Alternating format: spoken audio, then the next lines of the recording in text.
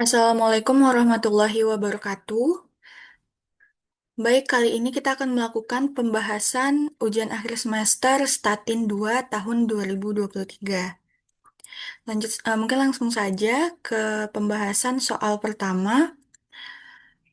Jelaskan apa yang dimaksud dengan regresi linear dan apa persamaan dan perbedaan antara analisis regresi linear sederhana dan analisis regresi linear berganda. Yang pertama yaitu analisis regresi linear adalah metode statistik yang digunakan untuk memodelkan hubungan antara variabel terikat dengan variabel bebas dengan tujuan untuk memprediksi nilai variabel terikat berdasarkan nilai variabel bebas. Untuk soal 1B, apa persamaan dan perbedaan antara analisis regresi linear sederhana dan analisis regresi linear berganda? Persamaannya yaitu sama-sama membutuhkan uji asumsi klasik, menggunakan uji T untuk menguji signifikansi setiap koefisien regresi, dan menggunakan uji F untuk menguji signifikansi model secara keseluruhan. Untuk perbedaannya yaitu terdapat perbedaan dalam jumlah variabel. Regresi berganda butuh uji multikolinearitas, dan regresi berganda harus mempertimbangkan pengaruh setiap variabel dengan mengontrol variabel lain. Untuk soal nomor 2, jelaskan kenapa kita harus menggunakan statistika non-parametrik, dan jelaskan perbedaan uji deret dan uji median.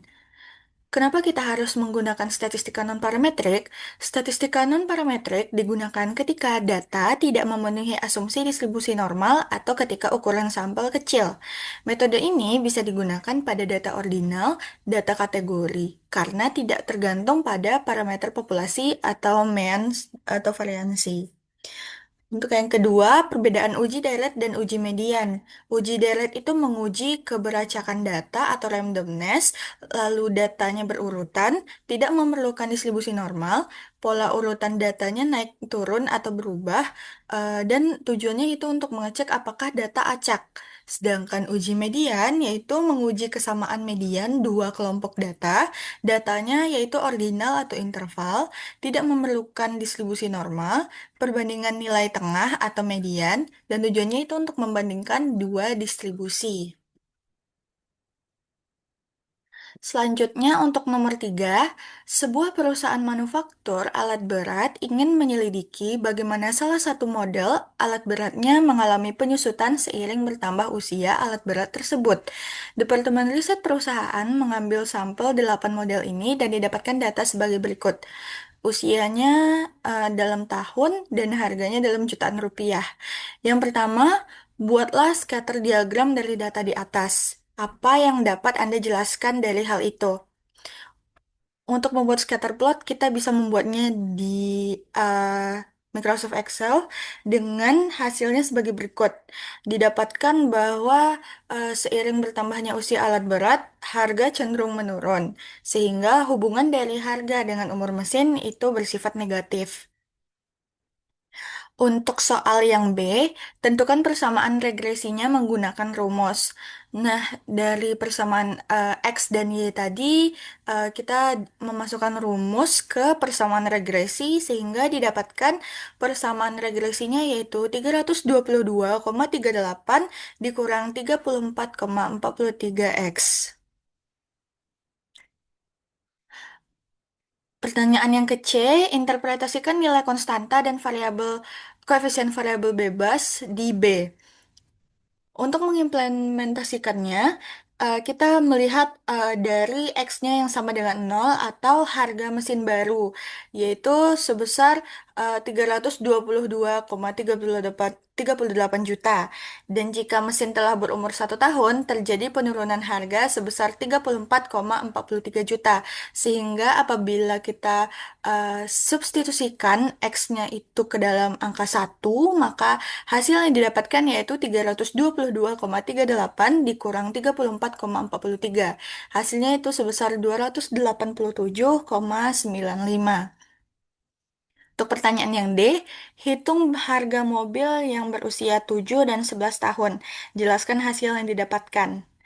Ini caranya langsung saja kita substitusikan ke dalam persamaan regresinya, di mana persamaan yang pertama yaitu kita substitusikan dengan angka 7 dan Persamaan yang kedua kita substitusikan ke dalam angka 11, sehingga didapatkan hasilnya ketika harga mobil berusia 7 tahun yaitu sebesar 81,37 juta, dan harga mobil ketika berusia 11 tahun yaitu sebesar minus 56,35 juta. Pertanyaan yang kelima, berapa tahun usia dalam bilangan bulat berdasarkan hasil didik, mobil itu mempunyai nilai ekonomis? Untuk nilai ekonomi sendiri, yaitu harga harus lebih besar dari nol, sehingga kita dapat mengetahui bahwa harga itu yang sebesar nol itu ketika kapan, maka kita cari itu ke persamaan regresi, di mana kita tuh memasukkan nol itu di Y. Sehingga persamaan regresinya menjadi nol dikurang 322,38 dikurang 34,43 X. Sehingga didapatkan X-nya yaitu sebesar 9,36 atau mendekati 9 tahun.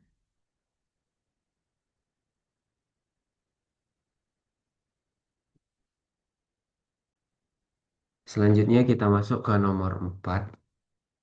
Untuk nomor 4 itu ada terkait regresi linear berganda yang membahas pengaruh antara nilai UAS dengan IQ dan tingkat kehadiran mahasiswa. Di sini ada 10 data. Untuk pertanyaan pertama yaitu tentukan variabel bebas dan variabel tidak bebas pada masalah tersebut. Untuk 4A ini variabel bebas adalah IQ dan tingkat kehadiran. Sedangkan untuk variabel tidak bebas atau variabel terikat adalah nilai UAS. Hal ini dikarenakan nilai UAS akan dipengaruhi oleh tingkat IQ dan kehadiran mahasiswa. Jadi, apabila suatu variabel dapat dijelaskan atau dipengaruhi oleh variabel lain, maka variabel tersebut merupakan variabel terikat. Sehingga di sini tingkat kehadiran tidak dipengaruhi oleh nilai UAS dan tingkat kehadiran juga tidak dipengaruhi oleh nilai IQ. Dan IQ pun demikian, IQ tidak dipengaruhi oleh nilai UAS maupun tingkat kehadiran. Jadi variabel terikat adalah nilai UAS dan variabel bebas adalah IQ dan tingkat kehadiran. Selanjutnya kita masuk ke 4B. Di sini kita menggunakan Excel. Ini merupakan soal untuk dosen Pak Eri. Untuk dosen yang lain itu mungkin tidak menggunakan Excel, tapi kita ikuti dulu soalnya. Untuk langkah penggunaan Excel, mencari nilai koefisien determinasi. Yang pertama kita masukkan dulu data data tiga kolom tersebut ke Excel. Kemudian kita masuk ke menu data dan pencet data analis. Di data analis kita masuk ke regression. Ini langkah untuk mengaktifkan regression ya pada Excel. Kemudian kita masukkan untuk variabel Y sebagai nilai UAS dan variabel X sebagai IQ dan tingkat kehadiran. Kemudian kita akan checklist di bagian koefisien determinasi. Nah, di sini ini menampilkan window setelah kita menekan data analis untuk regression. Nah, di sini kita lihat bahwa input Y adalah nilai UAS dan input X adalah IQ dan tingkat kehadiran. Kemudian yang lain tidak diubah. Kemudian akan menghasilkan summary out. Summary out ini untuk pertanyaan B terkait koefisien determinasi, kita fokus ke R square. Nah, di sini kita peroleh bahwa koefisien determinasi sebesar 87%. Nah, untuk penjelasannya bahwa nilai UAS akan bisa diprediksi menggunakan IQ dan tingkat kehadiran dengan tingkat akurasi sebesar 87%. Sedangkan untuk Sisanya sekitar 13% itu akan dipengaruhi variabel lain, yaitu selain dari IQ dan tingkat kehadiran. Nah, jika kita menggunakan metode manual, maka kita harus mencari nilai model dari regresi berganda, kemudian melakukan perhitungan SST, SSR, dan SST. Nah, nanti kita akan masukkan ke rumus di atas, yaitu satu dikurang SSE dibagi SST atau langsung SSR dibagi SST. Kita lanjut ke soal nomor C. Di sini kita diminta untuk eh, melihat apakah model regresi yang dihasilkan cocok untuk permasalahannya. Setidaknya ada tiga alasan mengapa model tersebut layak, yaitu kita lihat berdasarkan nilai R square-nya. Di sini R. Jika R square-nya lebih dari 50% atau 60%, maka dikatakan model tersebut dapat memprediksi dengan sangat baik. Kemudian juga kita lihat berdasarkan signifikan F atau uji F yang dilakukan. Di sini juga dilibatkan uji hipotesis yang dimana untuk batasnya yaitu 0,05. Nah, ini P value-nya. Apabila kecil dari 0,05, maka dianggap eh, variabel IQ dan tingkat kehadiran berpengaruh secara signifikan. Kemudian juga kita lihat dari residual error. Nah, di sini tabel yang harus dilihat pada saat menentukan apakah model tersebut layak atau tidak. Sedangkan untuk metode manual itu dilakukan uji F. Uji F dilakukan dengan p-value ya. Nanti p-value-nya yang ini F hitung, sedangkan yang ini F tabel. Kita lanjut ke persoalan nomor 4D, yaitu menanyakan apakah kedua variabel bebas memang berpengaruh secara statistik terhadap variabel tidak bebas. Nah, di sini kita gunakan adalah nilai p-value-nya yang di bawah ini.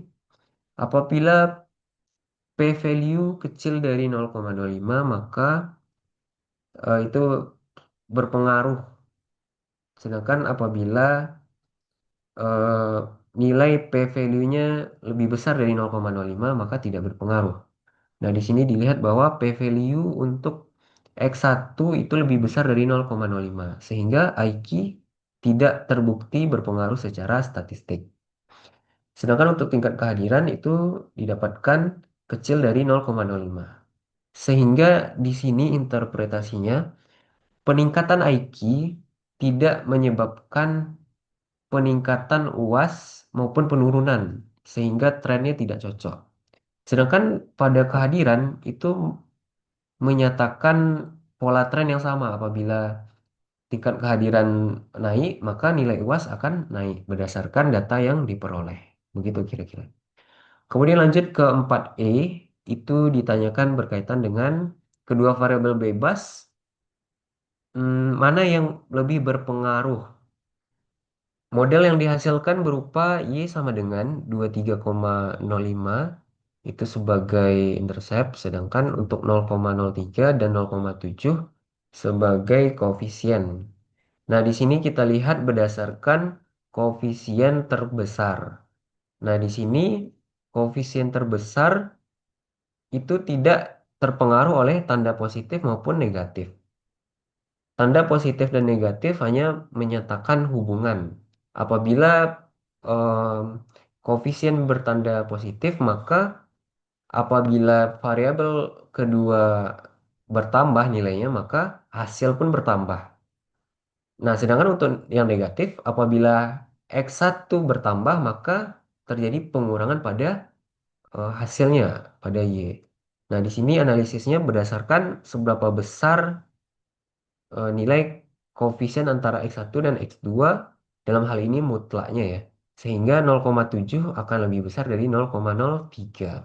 Sehingga variabel tingkat kehadiran itu lebih berpengaruh daripada IQ. Nah, dari situ kita menentukan mana variabel yang paling berpengaruh. Nah, di sini interpretasinya, setiap kenaikan 1% kehadiran, maka akan meningkatkan poin UAS sebesar 0,7. Nah, begitu kira-kira. Oke. Karena ini kecil, makanya tidak signifikan. Nah, gitu. Untuk metode manual, nah ini kita menggunakan eh, perhitungan menggunakan matriks seperti biasa, karena ini regresi berganda. Nah, eh, untuk penyelesaian menggunakan matriks, nah itu biasanya tidak dilakukan, tidak diujikan pada UAS, tapi pada tugas proyek.